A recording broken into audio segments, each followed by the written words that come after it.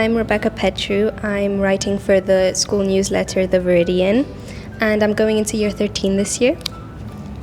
Hi, I'm Natalie Hickman, and I've been writing for The Viridian this past year and has been a great experience. And I just finished year 12. Hello, my name is Charidimos Ioannou, and I am the current head boy of the senior school of the school year of 2024. How long were you at the school? I've been in the school a total of 15 years now. I first joined in the junior school back in 2008, I believe, in Pre-recepion, which was the youngest year at the time, all the way through junior school, and now graduating at the year 13 in senior school. And how do you feel now that you have graduated the school? Honestly, I must say I'm quite sad, mostly because of the people I've met at the school. They mean a lot to me in just general. The school is where I grew up, it's where I met everyone. The school's taught me who I am today. It's a big part of my life, and a lot of the people I met here are lifelong friends, and there are a lot of people to aspire to be, you know.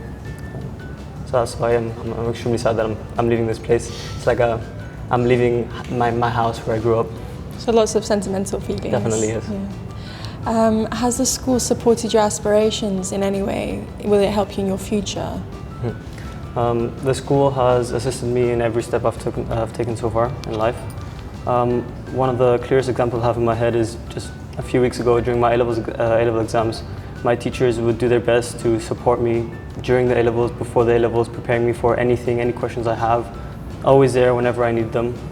In case anything goes wrong, I can ask them a question, they'll answer it for me. And all the teachers so far have made the entire school life thrilling, enjoyable. And is there a teacher in particular that you feel has inspired you in any way? I can't name specific teachers because every teacher at the school has components to them which I strongly admire. Back at what I just said about the A-levels, the teachers put so much dedication in making sure you're comfortable with the material, you know what you're doing, and they even push you when they themselves don't need to. Sometimes the teacher doesn't need to put extra work in, but all teachers in the school have tried their best to push me to take up the full potential out of me. Did you have any afternoon activities? Yes, afternoon activities have been a big part of my life in both the junior and the senior school. In the senior school, I started off doing as many afternoon activities as I could. I'd done life-saving, which got me a degree, and I'm now eligible to be a lifeguard as I gained the bronze award. I've worked towards in the orchestra, playing drums, and it's also helped me embellish my musical talents through working in the orchestra and working within the music department.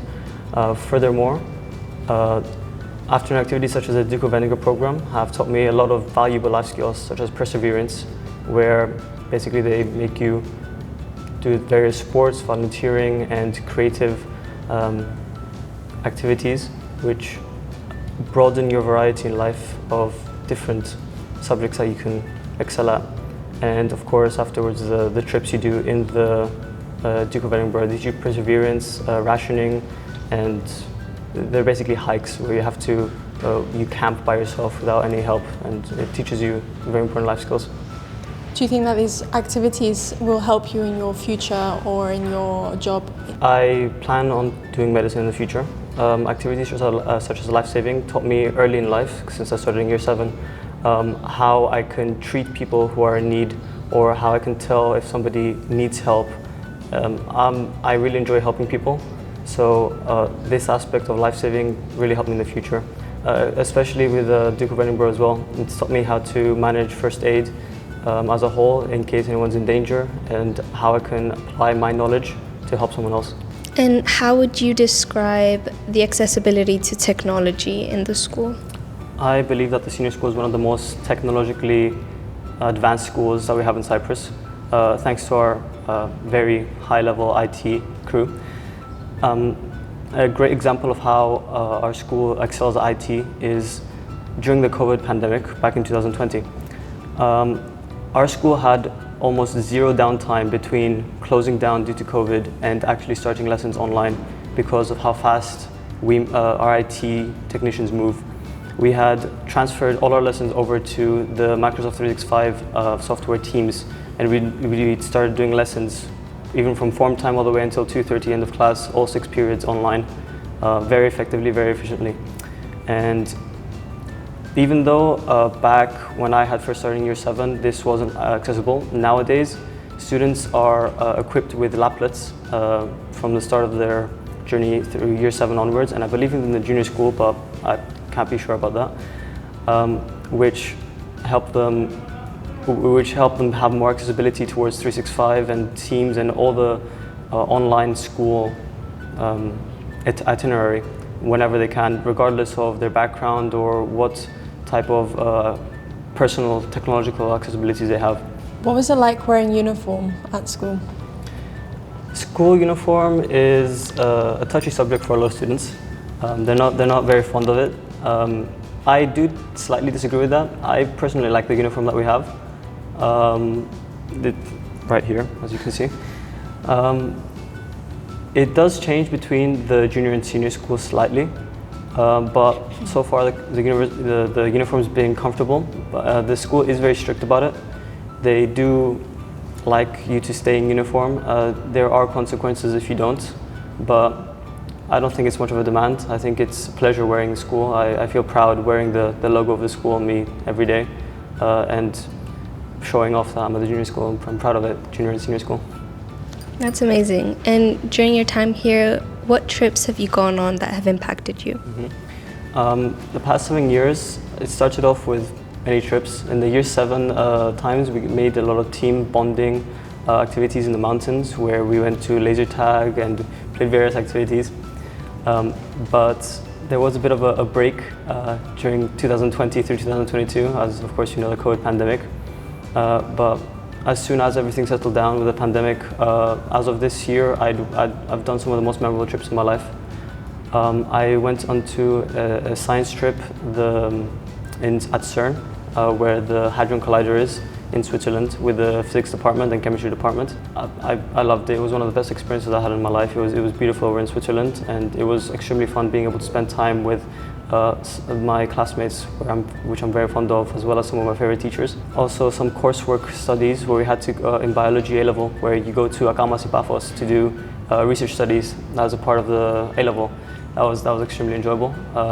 We took a trip over to Akamas, we went into the fields, we researched them, we researched different ways that the environment has been impacted by human causes, and it both helped me learn about the environment, the nature of Cyprus, as well as helping me in my coursework generally as part of the A-level. Do you think that these trips and these different experiences have helped the community-like feeling we have at school? And if so, has this even helped in lessons between student and teacher? Definitely, because trips are slightly more free than your art lessons. You know, lessons you sit in your class, you listen to your teacher, you write your notes down. But when you're on a trip, you get to communicate more with your teachers and be with your friends at the same time, communicate with them. It's a bit more free and makes you feel a bit unchained. That definitely helps create a stronger bond between both teachers and students, and as well between student communities. Sometimes if there's students in your class which you're not as close to, you don't really talk to them in class because you can't really talk much in class. But on a trip, it helps you bond because you get to be with all these different people and interact with them in ways you don't usually do. And in the lessons? In the lessons, of course, you got your standard arrangement. I take sciences, and I haven't taken many other courses to be able to talk about them. But teachers have always been helpful. They give us all the required notes. The students usually, they listen patiently. Any questions they have, always answered by the teachers. The teachers never leave any questions unanswered. I think the lessons are definitely one of my favorite part of the school, even though that sounds a bit studious of me, I guess. So what nationalities were there at the school, and did everyone get along? The senior school is a very international school. I've made friends from all across the world being here. I've got friends from Libya, Lebanon, Italy, America, the Philippines, China. Anywhere you can think of, we've got students here in the school. And I think the interactions between different nationalities is as normal. Everyone's very close, and there's no discrepancies between anything that happens. Everyone's close regardless of race or where they were born. and what they think, what their beliefs. Their beliefs are learned to be accepted in the school, especially with our programs of RE and RI, where you get to learn about different belief systems and how people think around the world based on where they're born and their nationalities. Do you think that this has definitely helped you, will help you in the future? Definitely. Learning to work with international students and international people as a whole will help me in the long run, as I'm planning to study abroad, and studying abroad means you work with international people, and I will be an international student myself when I go study abroad and work abroad in the future. Thank you so much, Harry, for coming. It's been a pleasure, and can't wait to see what happens in your future. Thank you very much for having me.